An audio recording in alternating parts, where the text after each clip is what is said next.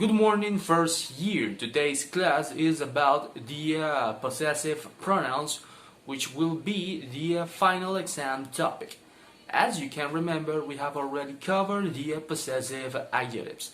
So, pay attention to the class so you can tell the difference between a possessive adjectives and a possessive pronouns, and of course, how we can use those possessive pronouns.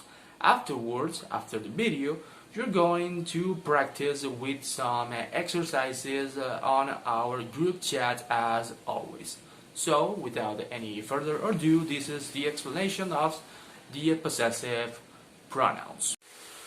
Before we begin with the possessive pronouns, we need to remember the possessives concept, because it applies both to the possessive adjectives that we previously saw and the possessive pronouns that we're going to see today. So, remember, a possessive is a word that we use when we want to express the possession of a subject over an object. But the difference between the possessive adjectives and pronouns depends on the way that we use one and the way that we use another, because they are both used in different ways, as we're going to see now. A possessive pronouns take the place of a subject and sometimes can act like an object. So it is very common that we see pronouns on large sentences when we can use both a subject, and far ahead we're going to see the possessive pronouns that is taking the place of that subject. We have in here two examples. Julia has a bag. That bag is hers. So in this case, we are seeing how a possessive pronoun, hers, it is taking the place of a subject, in this case Julia, and is fulfilling the function of an object, hers. Another example, that is my chair. Yours is there. So, I want to take a little time in this sentence, because in this sentence we can see the difference between a possessive pronouns and a possessive adjective. First, we have the possessive adjective my, and as you can see, after my there is the object. So always we are going to see the possessive adjective followed by a noun. After that possessive adjective, we are going to see a noun. And in the case of the possessive pronouns that is taking the place of the subject, we are going to see that there are no nouns after that possessive pronouns. We can see that in here, because after hers there is no noun, and after yours there is also nothing, no noun. So that's the primary difference between a possessive pronoun and a possessive adjective.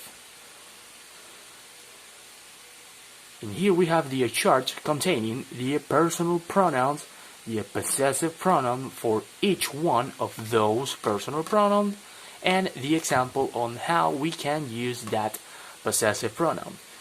So first we need to see this rule. There is no noun after a possessive pronoun. Okay, so be careful with that, and we're going to see this rule in all of these examples.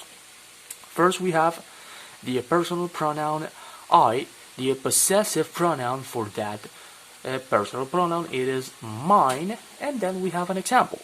This computer is mine. So as you can see, there is no noun after, and mine is taking the place of the subject that owns this computer. So, in this case, mine indicates the possession over this computer. We can see the difference between how we can use a possessive pronoun and an adjective, because if we want to use a possessive adjective in this sentence, then we need to say, this is my computer. And as you can see, computer is a noun that is after the possessive adjective my. Another example, you. We have the possessive pronoun yours, and then we have an example.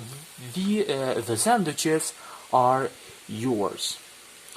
We have the pronoun he, the possessive pronoun is his, and the example, the camera is his.